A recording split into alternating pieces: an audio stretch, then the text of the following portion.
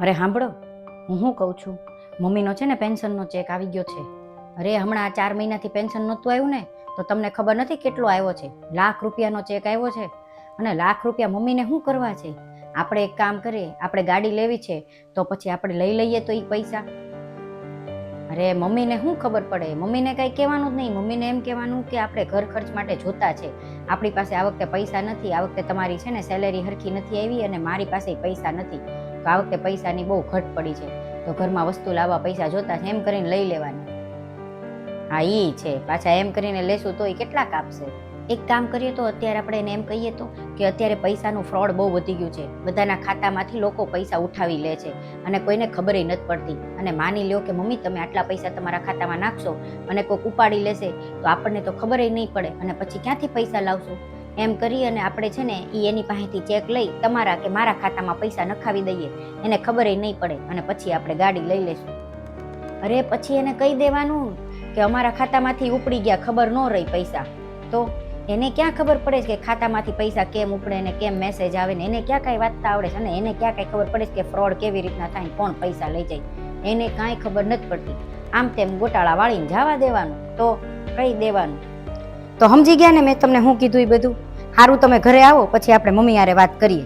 એ હા મૂકું છું. સારું, બધી વાત તો થઈ જશે અને પૈસા આવી જશે અને આપણું કામ થઈ જશે.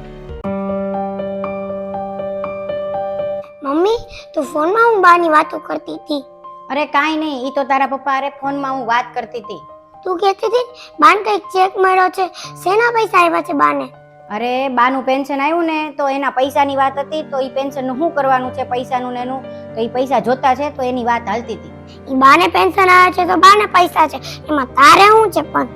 હા તો બાનું પેન્શન આવે તો એમાં શું થયું? અહીંયા નથી રહેતા, આપણે એટલો ખર્ચો નથી થતો તો હું એટલી મદદ ન કરી શકે? અને તું કહેતી હતી ચેક ન ખવડાવો, ચેક ન ખવડાવો. કોનો ચેક ન ખવડાવો?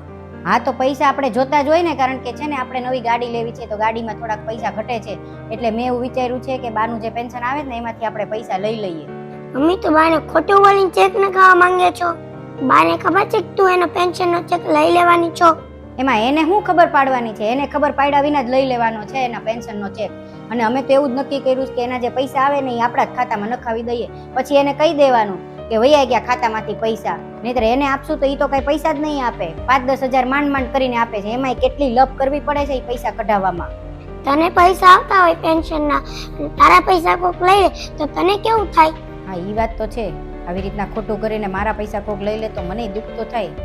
બાને ખબર પડશે તો એને કેટલું દુઃખ થાય, એ તને કેટલું રાખે છે.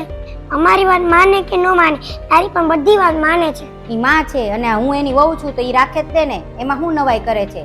તો રાખે ને, અને પૈસાને શું લેવા દેવા? પૈસા તો જોતા છે એટલા માટે, અને કઈ આપણે કઈ થોડી બહારથી માંગવા જવાય છે એટલા બધા પૈસા?